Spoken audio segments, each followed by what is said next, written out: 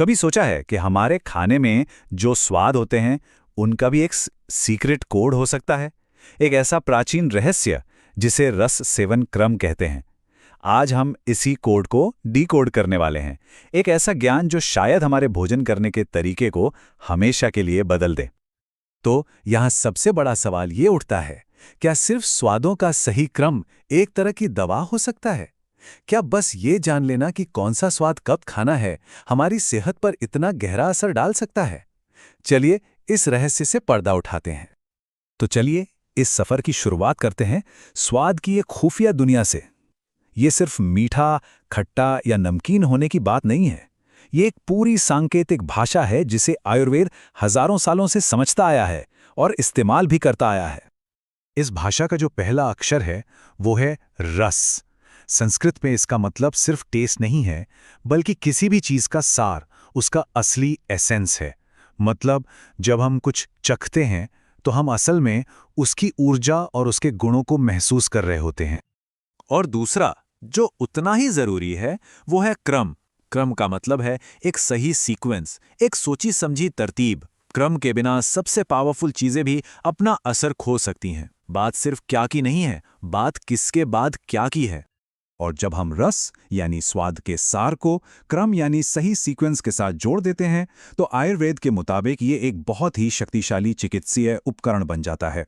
इसी को कहते हैं रस सेवन क्रम। समझिए, ये भोजन को औषधि में बदलने का विज्ञान है।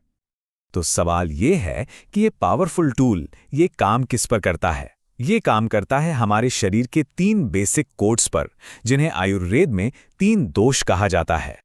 ये 3 दोष हैं: वात यानी हमारे शरीर में मूवमेंट का सिद्धांत, पित्त यानी ट्रांसफॉर्मेशन और मेटाबॉलिज्म का सिद्धांत, और कफ यानी हमारे शरीर की बनावट और स्थिरता का सिद्धांत।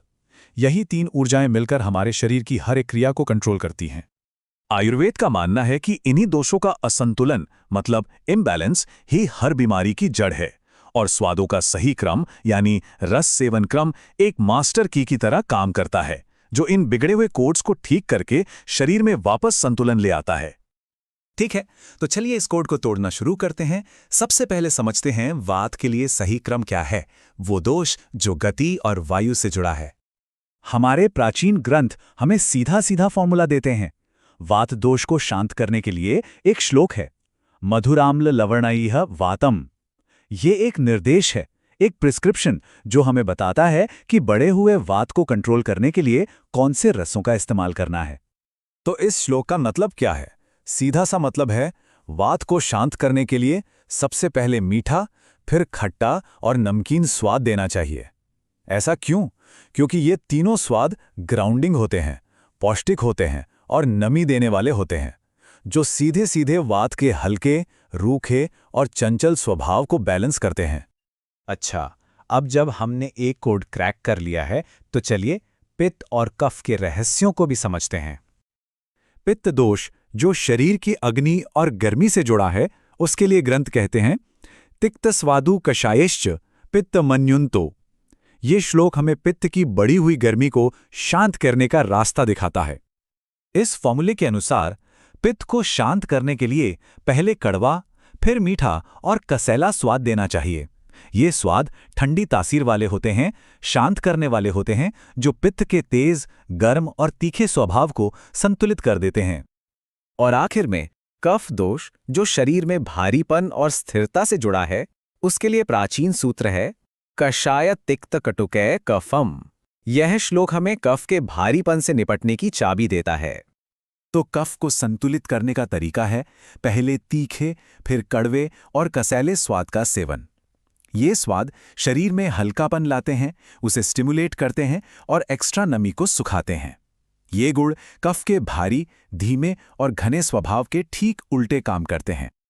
अब जरा इन दोनों अप्रोच को देखिए, कितना जबरदस्त लॉजिक है। पित्त यानी अग्नि को शांत करने के लिए हम ठंडे और सुकून देने वाले स्वादों का इस्तेमाल करते हैं। वहीं कफ यानी पृथ्वी तत्व को हल्का करने के लिए हम उसे स्टिमुलेट करने वाले और सुखाने वाले स्वादों का इस्तेमाल करते हैं। कितना सटीक विज्ञान है। तो हमने इन प्राचीन कोड्स के पीछे की थ्योरी तो समझ ली। अब बात आती है कि इस ज्ञान को असल जिंदगी में लागू कैसे करें। इसे ना आग जलाने जैसा समझिए। एक अच्छी, स्थिर आग जलाने के लिए पहले आपको सूखी घास या कागज चाहिए, फिर पतली लकड़ियां और आखिर में मोटे लट्ठे। अगर आप ये क्रम बदल दें तो आग या तो जलेगी ही नहीं या जलकर तुरंत बुझ जाएगी। शरीर में संतुलन बनाना भी बिल्कुल ऐसा ही है। तो ये टेबल एक तरह से पूरी बात का सार है। वात के असंतुलन के लिए क्रम है मीठा, खट्टा, नमकीन, जो स्थिरता लाता है। पित्त के लिए कड़वा, मीठा, कसैला, जो ठंडक और शांति देता है। और कफ के लिए तीखा, कड़वा, कसैला, जो हल्कापन और स्फूर्ति लाता है। हर असंतुलन का एक स्पेसिफिक लॉजिकल समाधान। ये हमें इस पूरी चर्चा के सबसे गहरे हिस्से पर ले आता है, सिर्फ स्वाद से परे हीलिंग की एक यूनिवर्सल रिदम को समझने तक। देखिए, यहां जो सबसे गहरी बात है वो ये है कि असली हीलिंग किसी चीज को जोड़ने या घटाने में नहीं है, बल्कि शरीर की अपनी कुदरती व्यवस्था और लय को फिर से पटरी पर लाने में है। बीमारी तब होती है जब शरीर अपनी लय खो देता है, और रस सेवन क्रम उस लय को वापस पाने का एक तरीका है। जैसा कि ये कहता है, सही क्रम साधारण स्वादों को सेहत के एक सटीक फॉर्मूले में बदल देता है।